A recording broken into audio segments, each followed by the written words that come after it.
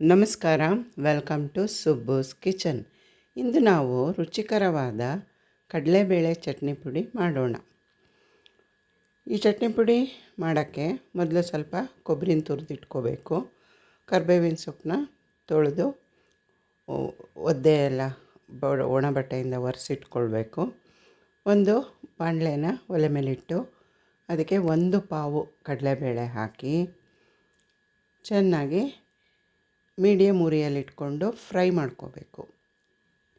ಚೆನ್ನಾಗಿ ಗರ್ಗರಿಯಾಗಿ ಕಡಲೆಬೇಳೆ ಫ್ರೈ ಮಾಡಿಕೊಂಡು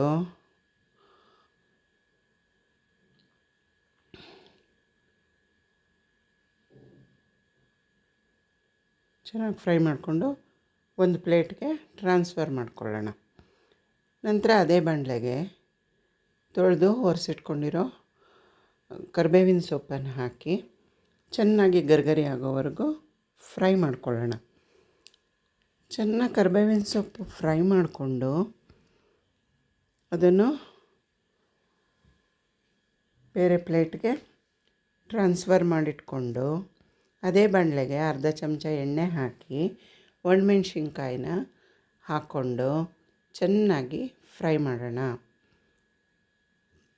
ಫ್ರೈ ಮಾಡಿ ತೆಗೆದಿಟ್ಕೊಳ್ಳೋಣ. ನಂತರ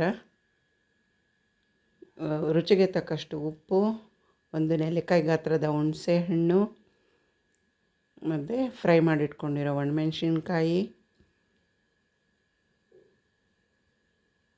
ತುರಿದಿಟ್ಕೊಂಡಿರೋ ಒಣ ಕೊಬ್ಬರಿ,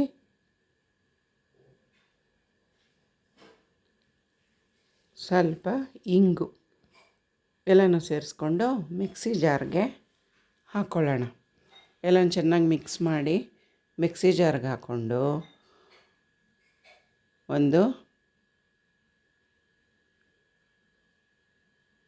ನೆಲ್ಲಿಕಾಯಿ ಗಾತ್ರದ ಬೆಲ್ಲನೂ ಹಾಕ್ಕೊಂಡು ತರಿಯಾಗಿ ಪುಡಿ ಮಾಡ್ಕೊಳ್ಳೋಣ. ನಾನು 2 ಬ್ಯಾಚಲ್ಲಿ ಪುಡಿ ಮಾಡಿಕೊಂಡು ಎರಡನ್ನು ಚೆನ್ನಾಗಿ ಮಿಕ್ಸ್ ಮಾಡ್ಕೊಂಡಿದ್ದೀನಿ. ಇದಕ್ಕೆ ಸ್ವಲ್ಪ 1-2 ಸ್ಪೂನ್ ಎಣ್ಣೆ ಹಾಕಿ ಸಾಸಿವೆ ಮತ್ತು ಸ್ವಲ್ಪ ಕೊತ್ತಂಬರಿ ಸೊಪ್ಪನ್ನು ತೊಳೆದು ಸಣ್ಣಗೆ ಹೆಚ್ಚಿ ಹಾಕ್ಬಿಟ್ರೆ ಇನ್ನೂ ರುಚಿಯಾಗಿರುತ್ತೆ. ಧನ್ಯವಾದಗಳು.